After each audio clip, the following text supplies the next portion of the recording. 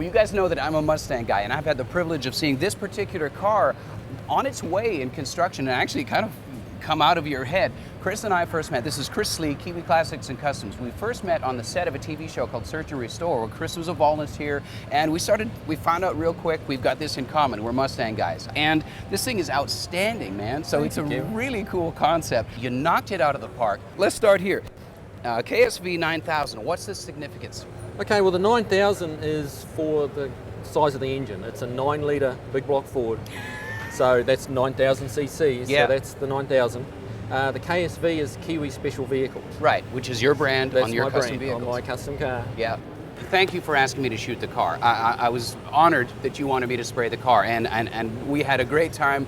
It was not without its challenges too because of the time crunch, but I'm happy with it. I hope you're happy with it. We've had some nice comments. Look, Kevin, I'm delighted with the paint job. It's come up tremendously, and the ghost graphic is exactly how I wanted it to be. Yeah. And so it's the tribal tattoo is down the side. There's right on the front. I'm not sure whether you'll pick it up on camera, but there's a Maori warrior, which is our indigenous people, and then a silver fern coming back off his head, which is a New Zealand icon.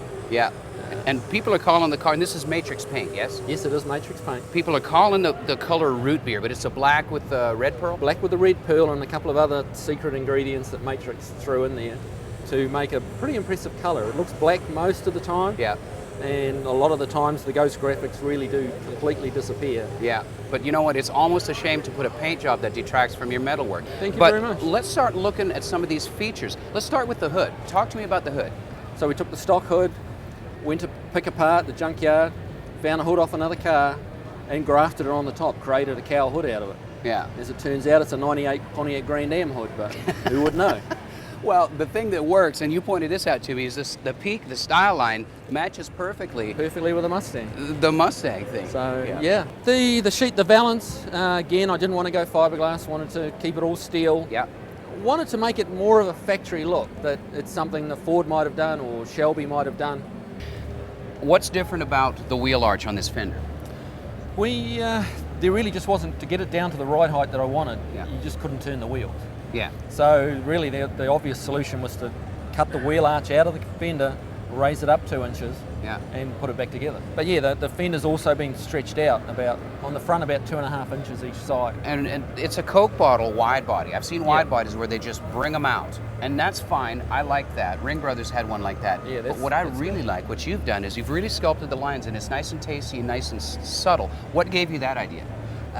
I'm a big fan of the old SCCA cars. Okay. And it's kind of a little bit of a homage to that era and the way they did things back then. Yeah, They pumped everything out, stretched everything out as much as they could within the rules and that sort of thing, and I just like the style of those old cars. Yeah. Are the doors stock? The doors are basically stock with the exception of the Kindigit door handles. Just push at the back like it might be on your button. Yeah. Pull it out, away you go. Yeah. It's done. Nice. Nice tight panel gaps. Let's talk about the quarter panels. The fenders come out about 3.5 inches. The inner wheelhouse has gone in 1 inch. And we've ended up with about 14 inches of room under there. Shelby Lights, we like this. Shelby Lights, that's a little, I tried to put a little Kiwi twist on as much as I could, and Shelby Lights very popular in the Mustangs, but these ones, I've mounted them from the back, from inside the trunk. Yeah. Rather than screwing them in from the outside, and it just slimmed the bezel down. There's another subtlety that a lot of people overlook. It's your roof line at the back, your sail panels. Yeah. That was a neat touch. I saw this car in bare metal, and you pointed it out to me, and it's just a nice touch, and I call it a semi-fastback. Kind of, I have to give credit to my son for that one. Okay. We bought the car, and he thought it was cool, but he liked the fastback better. Yeah. So, stretched the rear pillars out 4 inches, and it's proved to be really effective modification. It changes the side profile of the car, just flows it out, makes it look like it's going a little faster when it's stationary. Interior wise, we put a Thunderbird rear seat in it, and so we're wandering around a junkyard, and here's this old about 1970 Thunderbird, and thought, okay, let's grab this and see if we can make it work. Yeah. And it came out really well. They're late model seats. They're out of an Audi A4 convertible. The story behind those is my wife drives a little Audi convertible. And I drive it occasionally. And it's like, man, these seats are really comfortable. Yeah.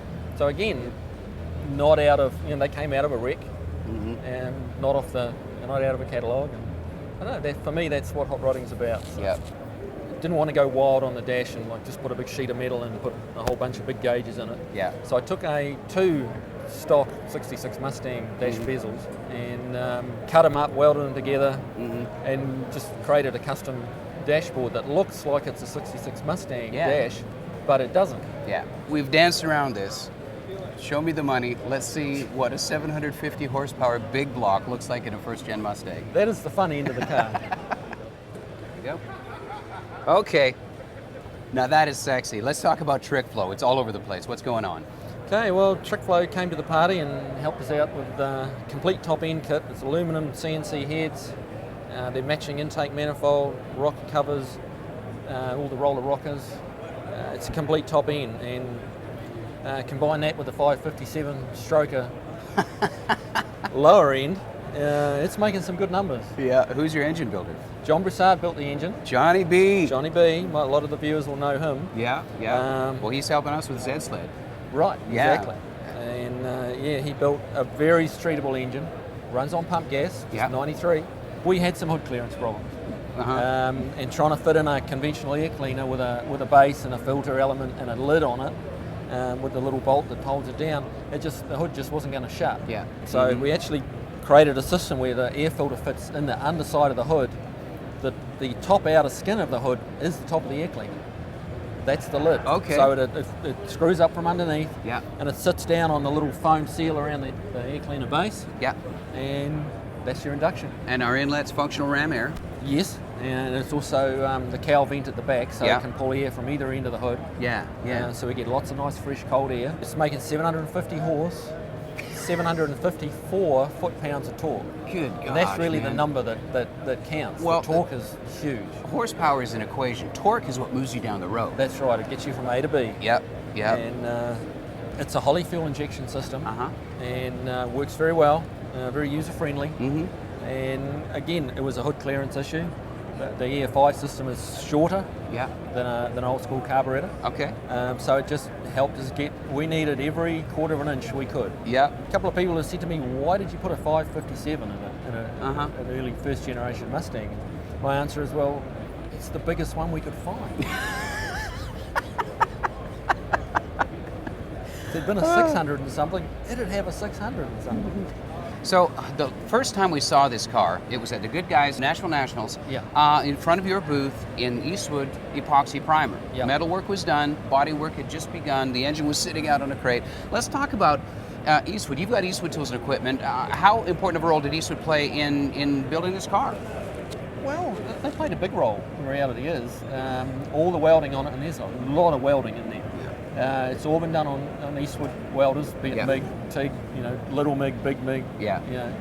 We've used a mixture of all of them. Mhm. A lot of Eastwood body products in it, the Eastwood primer, Yeah. epoxy primers, and some of the high fill polyester primers, Mhm. that sort of stuff. And so it's all in there. Yeah. And Eastwood's good stuff.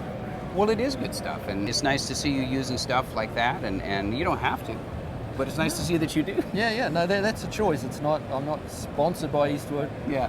It's just over the years, that's what I've found. It's like, hey, this stuff is pretty good. Yeah, yeah. So you buy more. And I just want to say thank you for letting me be a part of this car, for asking me to shoot it. It was an honor that you asked me to do it, and I'm probably as proud of it as you are. So well done, man. Congratulations. Thank you very much, Kevin. Absolutely. It's been fun. It's been a blast. It has been a blast, and this Yeah. is not going to be the last one. We'll do it again. I hope so. Yeah, I cool, hope dude. so.